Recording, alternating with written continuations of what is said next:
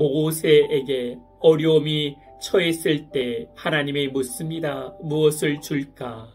솔로몬은 지혜를 달라고 했는데 모세는 영광을 보여달라고 했습니다. 그 당시 이스라엘 백성들이 우상 숭배를 하고 하나님께 등 돌리는 상황입니다. 문제투성인 이스라엘 백성입니다.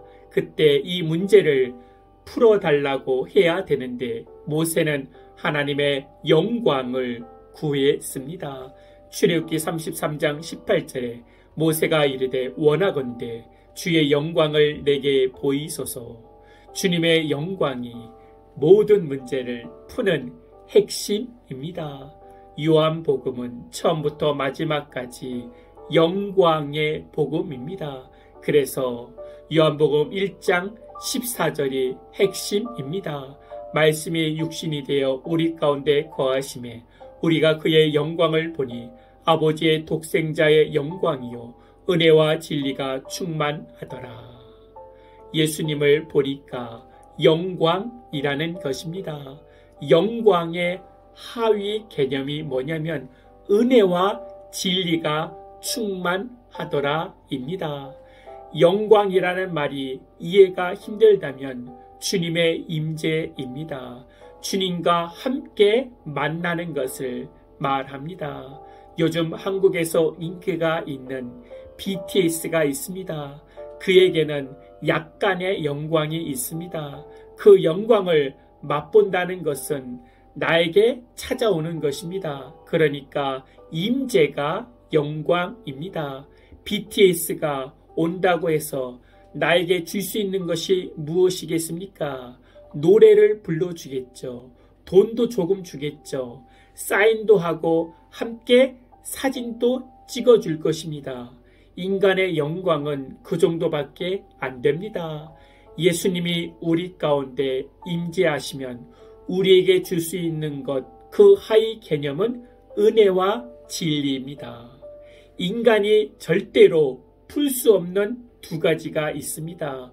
의의 문제와 죄의 문제입니다. 그런데 이 문제를 푸는 것이 은혜입니다. 하나님의 영광에서 은혜가 나오는 것입니다. 믿음이 작동되면 은혜가 임하게 됩니다. 그것이 영광이 임하는 것입니다. 부활의 주님이 우리와 함께 하십니다. 그래서 은혜가 임하게 되면 의의 문제, 죄의 문제가 해결되는 것입니다. 문제를 푸는 핵심은 하나님의 영광입니다.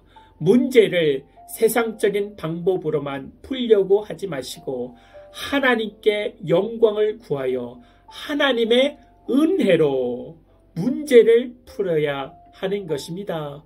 우리가 좌절했을 때 서로 옳다, 틀리다, 사람을 판단하여 그러한 올무에서 빠지지 마시고 주님의 영광을 보아야 합니다.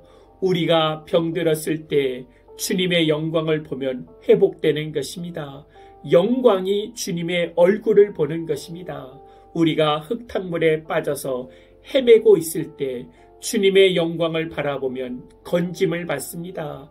죄 가운데 신음하고 있을 때 주님의 영광을 바라보면 은혜로 말미암아 죄의 사함을 얻습니다. 그래서 우리가 살아나게 됩니다. 그 영광을 보고 말씀을 따라 살아가겠다는 것입니다. 태양의 본질이 무엇입니까? 빛입니다. 교회에는 영광이 있어야 합니다. 그리고 그 영광을 다시 돌려드려야 합니다. 그렇게 하면 먼저 하나님의 영광을 받아야 되고 그리고 받은 영광을 다시 주님께 돌려드려야 됩니다.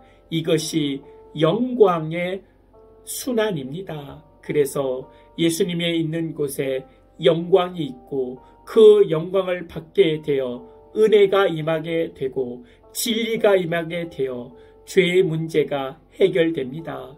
그래서 다시 주님께 영광을 돌리게 되는 것입니다.